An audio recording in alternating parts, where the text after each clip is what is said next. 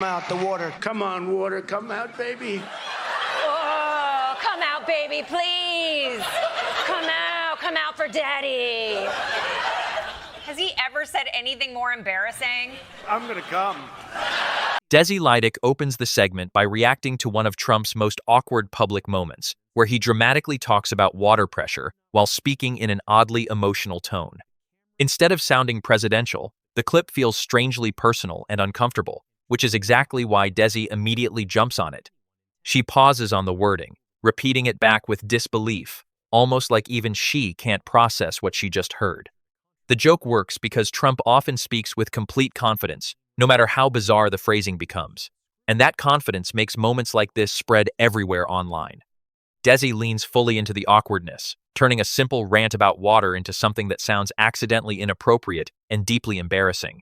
But underneath the comedy is a bigger point. Trump's critics argue that he constantly turns ordinary issues into strange public performances without realizing how ridiculous they sound afterward.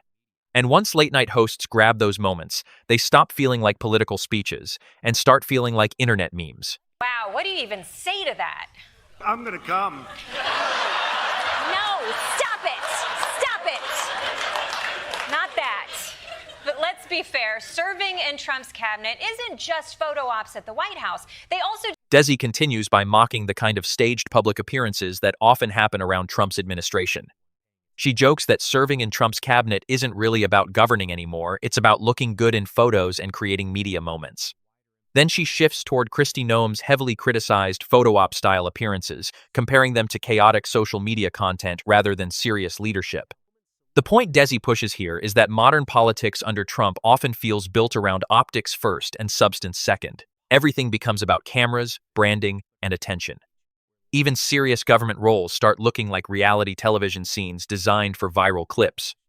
That's what makes Desi's sarcasm land so hard, because she frames the administration like a cast constantly performing for headlines instead of focusing on responsibility.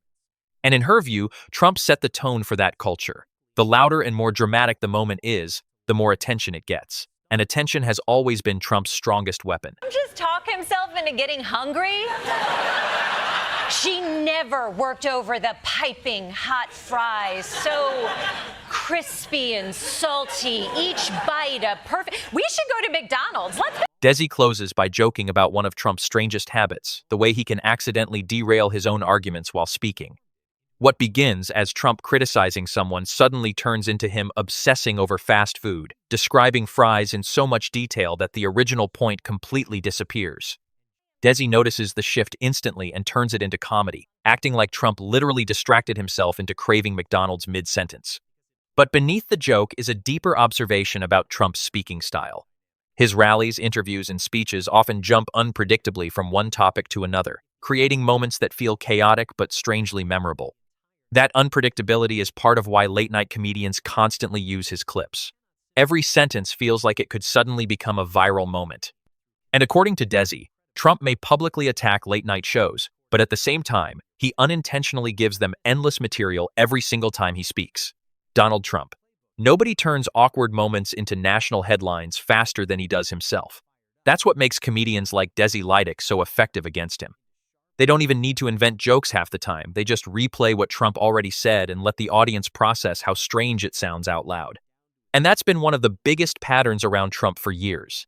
He speaks with absolute confidence, no matter how confusing, exaggerated, or bizarre the statement becomes.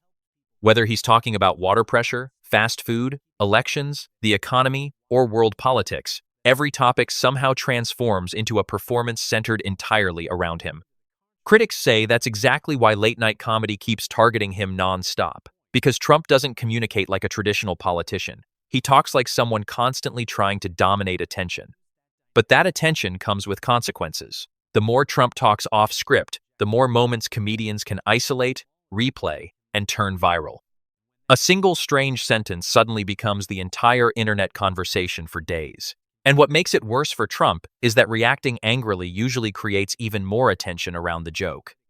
That's why figures like Desi Lydic keep landing these punchlines so effectively. They understand that with Trump, the real comedy is often the gap between how powerful he thinks he sounds and how chaotic the moment actually looks to everyone watching. And once those clips hit late-night television, they stop feeling like political speeches and start feeling like comedy sketches that Trump accidentally wrote himself.